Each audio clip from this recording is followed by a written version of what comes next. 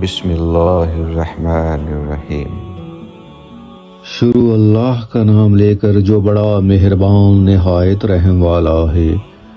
حضرت عبداللہ بن مسعود رضی اللہ تعالیٰ عنہ کہتے ہیں، قیامت قائم نہیں ہوگی حتیٰ کہ میراث تقسیم ہوگی، نہ ہی کسی کو مال غنیمت حاصل ہونے کی خوشی ہوگی۔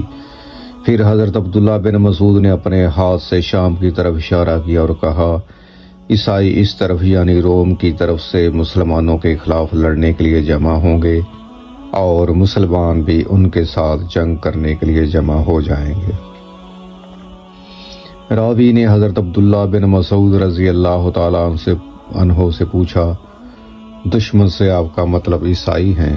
حضرت عبداللہ بن مسعود نے کہا، ہاں، اس وقت شدید لڑائی ہوگی، مسلمانوں کا ایک لشکر شہادت یا فتح کا عہد کر کے آگے بڑھے گا اور دونوں لشکروں کے درمیان شدید جنگ ہوگی، حتیٰ کہ رات چھا جائے گی اور دونوں لشکر فتح و شکست کے بغیر جنگ بند کر دیں گے۔ مسلمانوں کے لشکر کا جنگ میں شریک ہونے والا حصہ سارے کا سارا قتل ہو جائے گا۔ دوسرے دن مسلمانوں کے لشکر کا ایک حصہ پھر جنگ میں شہادت یا فتح کا عہد لے کر شریک ہوگا۔ رات ہو جائے گی، دونوں لشکر فتح و شکست کے بغیر جنگ روک دیں گے۔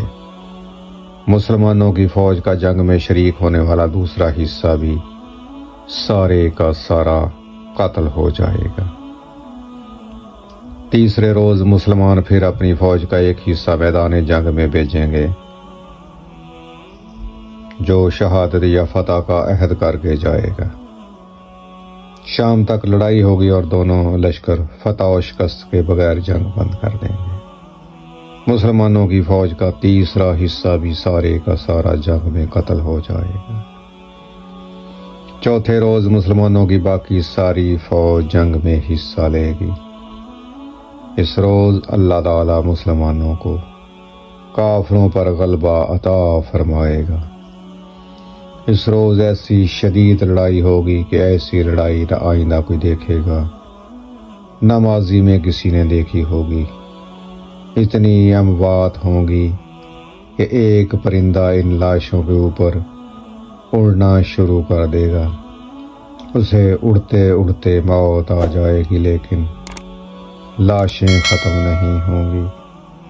ایک باپ کے 100 بیٹے ہوں گے، ان میں سے صرف ایک زندہ بچے گا۔ ایسی حالت میں مال غنیمت کی خوشی کسے ہوگی اور کن لوگوں میں میراث تقسیم کی جائے گی؟ اسی دوران مسلمان اس آفت سے بھی بڑی آفت کی خبر سنیں گے۔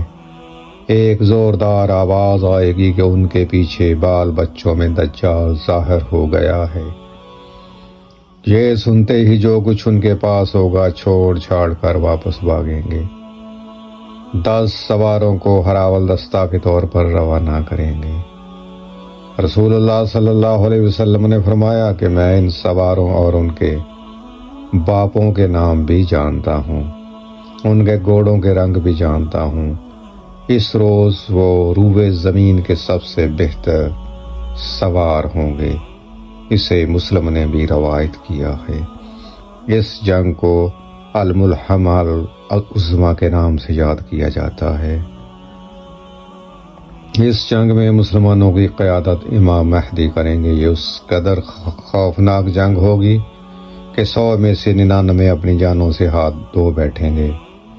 یہ جنگ 4 دن جاری رہے گی۔ اس کے بعد امام مہدی فتح قسطنطنیہ یعنی استنبول کے لیے روانہ ہو جائیں گے۔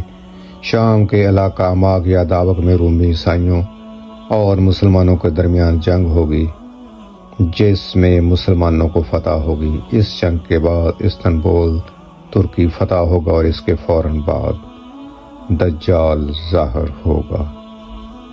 اللہ تعالی ہم سب مسلمانوں کا حامی و ناصر و آمین ثم آمین۔